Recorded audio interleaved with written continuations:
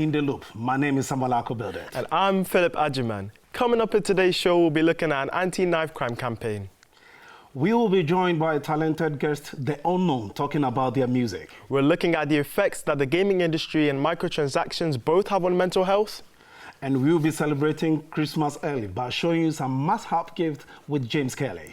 This week's presenter challenge involves football, and either me or Sam will have to swallow our pride literally with a horrible forfeit at the end of the show. And to finally close the show, we will have Unknown playing their new song for us. But first, with Joe Taylor, we talk about knife crime. With just under 45,000 recorded instances within the last year, we sent Joe to a campaign in Birmingham that has an interesting solution to tackle the issue. Today we're going to talk about knife crime. The headlines are becoming all too familiar, but no less shocking. Knife crime is on the rise. People are losing lives in record numbers. The number of offences involving knives or sharp instruments has increased by 30% since 2011. This is a serious problem over the UK. In 2018, there were 285 people who were fatally stabbed in England and Wales. That is the highest number since records began. The most affected cities are London and Birmingham. Now the communities that are faced with knife crime on a daily basis seem reluctant to talk about it, as this number is increasing and something has to be done for these communities. Let's start our journey at the Green Lane Mosque in Birmingham. And I'm going to talk with the anti-knife crime campaign leader, Mr. Salim, to try and find out if there's anything that can be done to prevent knife crime. Around 5 years ago, one of our congregation members was actually walking down this very road, and he was brutally murdered by a far-right extremist with a knife. So this is something that's very close to our heart, and it's something that we take very seriously, and we want to reduce the amount of knives that are being utilised. We ran an anti-knife crime campaign here at Green Lane Masjid. So we've been running this for a few years now, and it comprises of a number of different components. So as you know, in this area and in Birmingham in general, there is a problem with knife crime. And as a mosque, we wanted to do something about that, especially as some of our congregation members were the victims of knife crime. We brought in a knife bank, which is just behind me. So this is a knife amnesty, where anybody who is carrying a knife and they want to dispose of it safely, they can come here and drop the knife. So as a local community, how can you come together to help prevent knife crime? So it's all about awareness, and our community is 100% behind this campaign. It's showing everyone that it can happen to anyone. Anybody can be a victim. Anybody can be a victim, and that's why when we held our flash mob, the placards we were holding and the ones that were the most powerful and effective were the ones that had the victim statements of mothers. Mothers who'd lost their sons, and in those final moments, what their thoughts were and what was going through their minds. Stereotypically, knife crime has been related to a certain colour of skin on states in the UK. But knife crime is growing faster outside the capital than it is within it. And it's not just one type of person, it's everyone. Wow, Philip, that's definitely one way to tackle the issue of knife crime. It is indeed, Sam. Special regards to the family, and let's hope this campaign really has an impact. Now in the studio, we have been joined by Zoe and Tyler from the band The Unknown. Welcome, guys. Thank you very much. Hey guys, so you're going to be performing for us later, but how long exactly have you been performing together for? So when I joined college, a year later, Tyler then joined my college too, and we started spending our rehearsal lessons just jamming out to each other, like playing guitar and singing, and then we just decided to form a duo. Yeah. So you were having rehearsals together, so now you are out performing. What kind of music do you like to perform? We like playing pop acoustic covers, particularly, yeah. Yeah? So surely you must have an inspiration for the type of music you make. So who do you think is your biggest inspiration?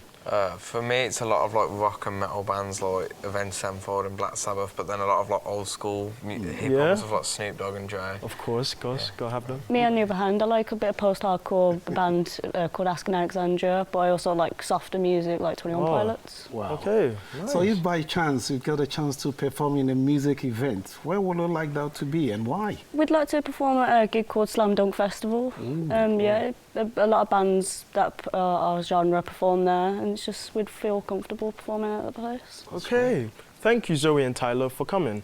We look forward to you performing later at the end of the show. But for now, with microtransactions becoming more and more common, we sent Ada to look at the effects this is having on mental health and the gaming industry as a whole. Hi, my name's Ada. I'm here today at Birmingham City University to meet with Karen Qureshi, who is the head of mental health and wellbeing here, and we will be discussing the effects of microtransactions within games. I will also be talking to avid gamer Shelby Fitzharris on his experiences with microtransactions within games and how they are affecting the gaming industry. Many people believe that gaming isn't good for a person's mental health. Would you agree with this? And if not, why? It's not something you can take in isolation. Gaming in moderation can be perfectly fine. In fact, it's a very good distraction activity. So if you're very stressed, sometimes people will game to kind of get some decompression time. Do you believe gaming companies exploit their audiences with microtransactions? Yes, I do. And it is out of order. It needs to stop. First and foremost. But again, certain companies don't, like the developer behind Warframe, known as Digital Extremes, or DE for short. They are a fantastic company. They care a lot about their fan base, and they strive to not overdo things. Like a few years back, they added in a mechanic to the game where it was basically a slot machine, but they didn't realise that prior. And within 24 hours of the mechanic being in, someone spent over £2,000 on it, which is obviously, as you can tell, a ridiculous amount to be spent on essentially a slot machine. So within that 24-hour period, they removed it and refunded the person.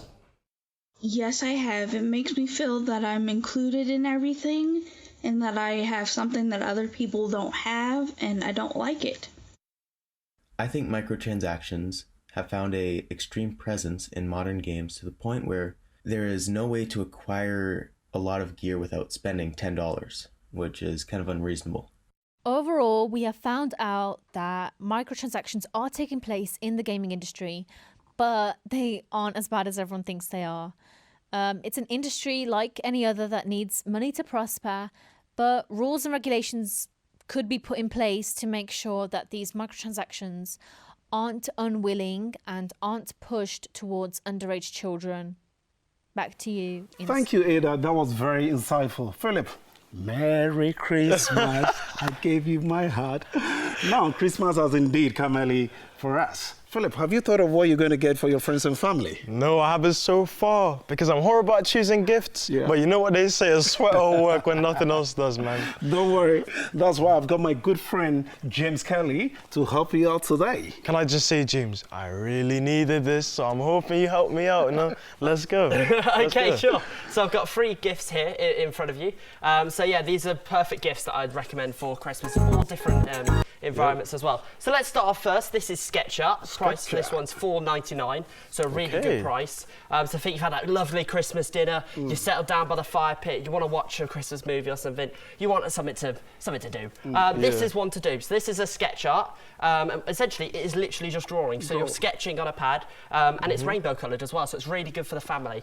Here's 3 that I made earlier. So you've got the Pikachu, you've got the pizza, and another Pikachu there as well. Do you want to actually have a go yourself? Philip, go on, son. I'm not that right. So Philip, why don't you try draw a cat? A cat. All right. Let's see what you can do. So draw a cat. So imagine you've got granddad, grandma. You can do all different competition with that, with drawing. So yeah, really good and fun. How much will it cost us? So that one's $4.99. $4.99 for that one. There you go. Look at that. Oh, that's quite good. All right, decent. I'm excited. Okay, let's move on. So this is Bounce Off. This one is $24.99. Wow. Again, a really good game to have in front of the family. Yeah. Actually, really fun, but really challenging actually as well, which you'll find out. So this is the pattern in front as well. So this is kind of the pattern that you have to make. I'll show you now what you have to there. So we've kind of started you off. So yeah, who wants to have a go at this one? Go ahead. All right. Have a go. Okay, so yeah, do you want to try bounce off and make Sam. the pattern? Go on, Sam. Oh, Go on, lucky. Sam. Oh, what's near. Hey, okay, that's not bad. That's not bad. That's not bad. All right, let's move on then. So this is the Nerf gun. So again, the Nerf gun, perfect for kids. Imagine kids running around. They're going to love love the Nerf gun.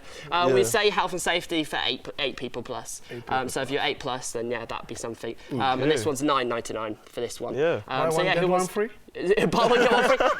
Maybe. Who wants to have a go at this one? So you go first. You go first. Once it's not buy one get one free, I will get you down. Oh. Close. Oh no! Nearly shot me. All right, Philip. It's rigged. If I miss this, it's rigged. If I miss this, it's rigged. Philip, over to you. Hey, there we go. That's good. That's Come good. on, That's Sam, good. let's go. First time. So Let's yeah, these are the go. free gifts that I'd recommend for Christmas. You know what, James? It's been a pleasure having You're you. very It's welcome. been a Thank pleasure. you. Thank you very much. Cheers. Now, you might be wondering why myself and Sam have been wearing a red and blue t-shirt respectively. Yeah, it's because me and Philip have to put our trust in our Hafiz and Taylor to win some football challenges in the hope neither of us have to eat nasty Jelly beans. And I'm hoping Hafiz wins. Let's finally find out which one of us has to eat these terrible jelly beans, Sam. Come on, Hafiz. Come Taylor. on. Go on. Here is Scotty Powell explaining today's challenge. We're going to be doing penalties, one-on-ones and free kicks. So let's see who's going to win. On the blue team, representing Sam, we have got Taylor. And on the red team, representing Philip, we have got Hafiz. And in goal, we've got our presenter who I personally think is the greatest goalkeeper ever. It's the one, the only, Scotty Powell. So is it going to be the blue team or is it going to be the red team? Let's find out in today's challenge. So a quick explanation of every round. Every round is sudden death, so they keep scoring the penalties for the minute. But now Taylor misses his penalty. And all Hafiz has to do now is score, which he does, straight into the bottom left corner. And the rounds are 1-0 to Hafiz and Philip's red team. Look at that celebration there. Well, let's look at the replay. Straight into the bottom left corner. What a well-taken penalty, sending the keeper the wrong way. 1-on-1s now, and the rules are you can't go past the penalty spot for this one. But Hafiz has done it, and unfortunately the goal... Oh dear, the goal's not going to be given.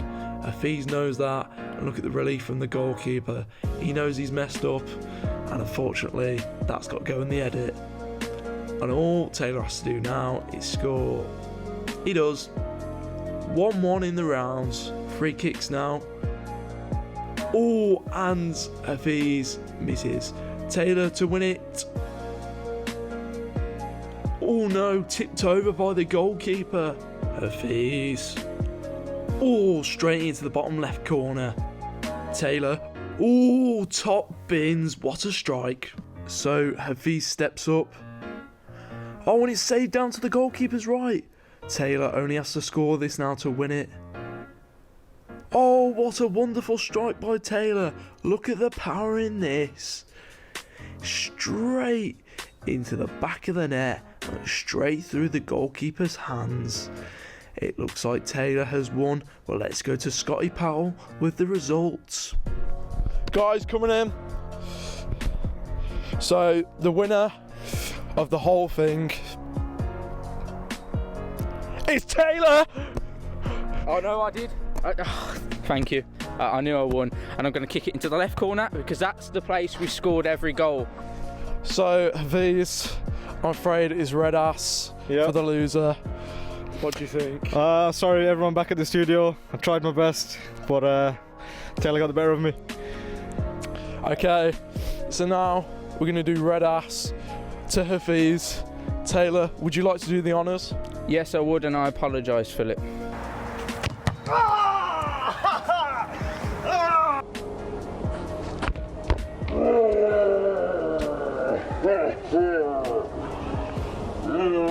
So that's it from us today.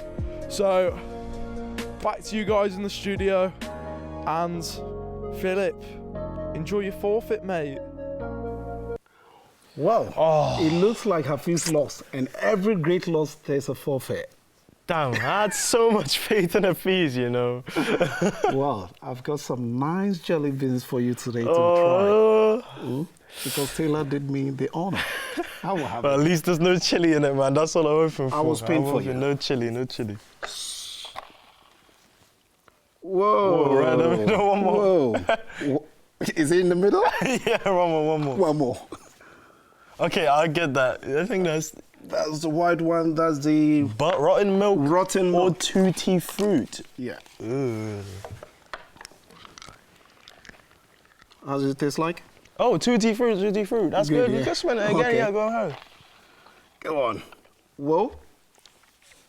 Oh, that's a green one. The green one. Watermelon or... Oh, no. Watermelon. Oh, no. Go for it. Oh, no. Oh, no. You're a lucky boy, yeah? Get it. Is it that bad? Yeah, it's horrible. It's horrible. Let's go for the last one. Maybe you have a good one. Whoa, red. Red one? Cola or... Yeah. Okay. That's really nice. Let me see that. Let me see Cola that. is really nice. Very nice. You see, I'm good. Strawberry! Let's go! That was actually surprisingly good for me. Well, that's where time is going to permit us today. Thanks for the watching. But you know something? What? If I was the one taking that panari cake, oh, that would have been like, whoa. Sam, you know what? Yeah. I would say you should eat a jelly bean. Try one, try one, Sam. Just one. You going to Spain? Okay, let's go. Caramel or farts, Sam? That's cheating. Caramel or farts, go ahead. This is horrible, honestly. That's good. I think I can smell the farts from here. Well, that's where time is going to permit us today's show. Thanks for watching. I've been Philip Ajiman. And my name is Samuel Akobede. And playing us out, it's The Unknown, singing EXO by Eating. I hope you enjoy. Yeah. And good night. Take it away, guys. She's in love with the concept, as if we're all just how she imagined. Cause we're in love and we don't know yet. But tell me how I'm supposed to see the magic. Cause I don't believe in her no more. But I'll let her. Cause I always imagined it's easier if she thinks she was. So I'ma let her. And she said, I don't think I love you no more. You never seem to call me lately. But I don't think she knew me at all. Cause I never thought I'd have to say this. No, I don't love you, and I never did. Look at us burn out of flames and kicks. But just know, I'm not singing for an ex love. I'm just singing cause it's over.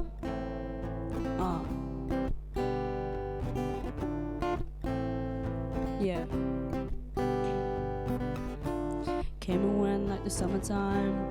Was that a sunset or sunrise? Looking back, like where'd the time go? So much try to keep this moving slow. Cause I don't believe in her no more. But I remember how we talk shit like we knew what we wanted. And I still remember what she said.